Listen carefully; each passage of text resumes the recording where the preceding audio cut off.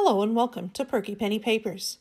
Before we know it, Christmas will be here, so I've created a series of videos that I will be posting on Sundays and Wednesdays for the next 2 weeks. A 4-part series that is all about quick, easy, and minimal supply Christmas cards for card-making newcomers and minimalists. I actually showed these to my card-making friends and they asked me, oh, these are the simple no cards. Anyway, you'll see. To create these cards, you'll need supplies that you can just run out and purchase in your local stores, if you live in the States, for sure, and most likely in other countries as well. I have also worked to make these videos short, as time is so precious during the holiday season. We will dive right into part 1, where we will focus on pattern paper, punches, and a scoreboard. Let's talk shapes. Triangles, circles, and squares to be more specific. Think about how these shapes can be used to create clean and simple holiday cards. A triangle would make a great tree. A circle would be a great wreath or ornament. And of course, what would it be if we didn't have lovely square packages to put under our tree? Today I'm going to start with circles. These are the most challenging while thinking minimal supplies. Cutting a perfect circle with scissors can be quite challenging. Punches come in super handy for the times you'd like to have a quick and easy circle and they come in a variety of different shapes and sizes. That is where this 1 3/4 inch circle punch comes in handy. Our first card today is going to be an ornament card. I picked a pattern paper that I thought would make a lovely ornament and cut a circle out with my punch. To create an interesting frame for my simple ornament, I took a 4 1/4 inch by 5 1/2 inch panel and trimmed it down to 3 3/4 by 5 inches. I placed the piece of paper on my scoreboard and scored first on the very edge of the panel and then on the next 2 notches on all 4 sides. This created a clean and crisp frame to showcase the ornament. I applied some fun foam that was slightly smaller than the card panel so that when I adhere to the card base it will add more dimension to the card. To adhere this foam panel to the card and to the card panel, I used score tape. I prefer this tape to red line tape because I can tear it instead of cutting it with scissors. Unfortunately, I haven't seen it in very many stores. But I do know that you can purchase the red line tape and it serves exactly the same purpose. I placed foam squares on the back of the circle to pop it up. This isn't necessary, but I really love the dimension and shadows that come with it. To allow for some wiggle room when placing the circle, I applied liquid adhesive to the foam first. The result is that the adhesive doesn't adhere right away, and I can make sure the circle is positioned correctly before the adhesive is completely dry. To add some string to this ornament, I used this gold rope that is available at many local shops that have craft supplies by me. I really like it because it's so versatile. You can use the whole rope or you can pull it apart to have 3 nice sized strings. I took 1 piece of string and tied a bow around it using another piece and then moved the bow towards the bottom end of the string. I applied some liquid adhesive behind the knot of the bow and adhered it just above the circle. I then gently pulled the string tight and applied some glue to the back of the card panel and removed one of the score tape strips to attach the string behind the panel. After the glue was set, I removed the additional strips of score tape from the fun foam and adhered the panel on the center of a 4 1/4 inch by 5 1/2 inch card base. For a sentiment, I have this thin washi tape that just repeats Merry Christmas. I attached it to a scrap of white cardstock and then cut out one of the sentiments and popped it up with some foam. This worked like a charm for this minimalist card. Now let's move on to the ever-faithful triangle. Such a great shape for these Christmas cards. I first start off with a 2 inch by 4 inch piece of the same pattern paper that I used on the circle card. I marked the center of one of the short ends and then used my paper trimmer to cut from the center mark to the corners on the opposite side to create this pretty triangle. I actually can create a second triangle as well by joining the 2 sides together on a card. But for this card, I'll just use the full triangle. This time I created the frame directly on the 4¼ inch by 5½ inch card base using the scoreboard to score one groove at 1/4 inch on each of the 4 sides. I love how simple this is, and it creates such a great look. I then popped up the triangle in the middle of the card base and topped it off with a giant gold sequins and another of the Merry Christmas sentiments, and card number 2 is done.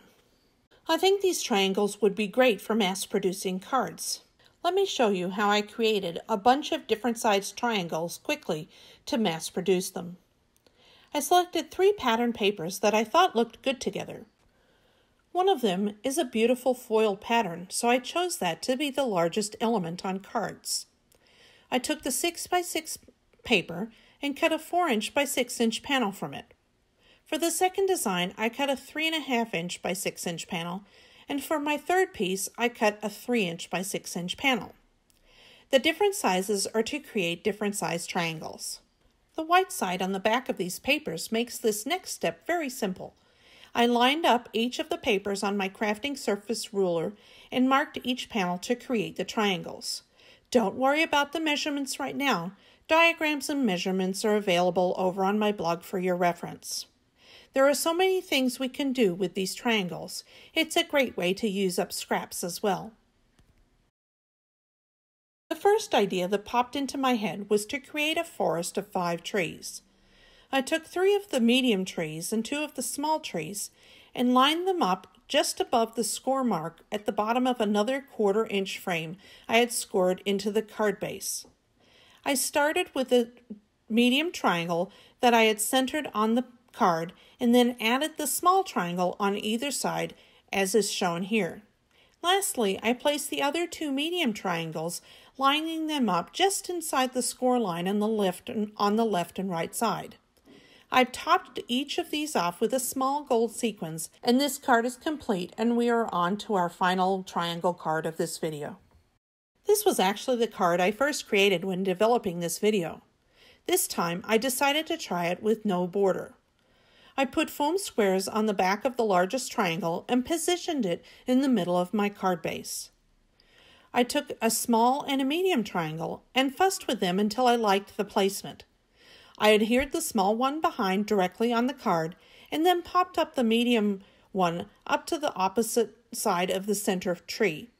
For tree toppers, I used these fun little white pom-poms and completed this 4th card with another washi Christmas tree with sequins on either side, just to add a bit of interest. I'm in love with these mini pom-poms. Do you prefer the pom-poms or the sequins? Let me know in the comments below. Now let's move on to squares and rectangles. There are square punches out there, but I just don't feel that for these cards they're necessary because I am going for minimal supplies on this video. I took my paper trimmer and cut some different sized squares and rectangles, and used my gold string to create different variations of ribbon-like embellishments on my squares, thus turning them into little packages. I tried this with some gold paper, and it works as well, but just doesn't have the same dimension as the rope does. Because the string sticks up a bit on the back of the package, I used foam squares to attach the packages to what I thought was the center of my card.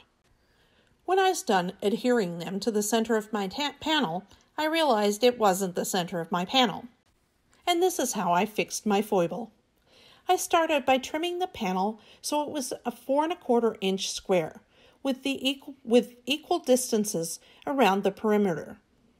I couldn't create a frame by turning it upside down as my popped up packages were already attached to the front of the panel. So I decided to change it up and score from the front of my card instead.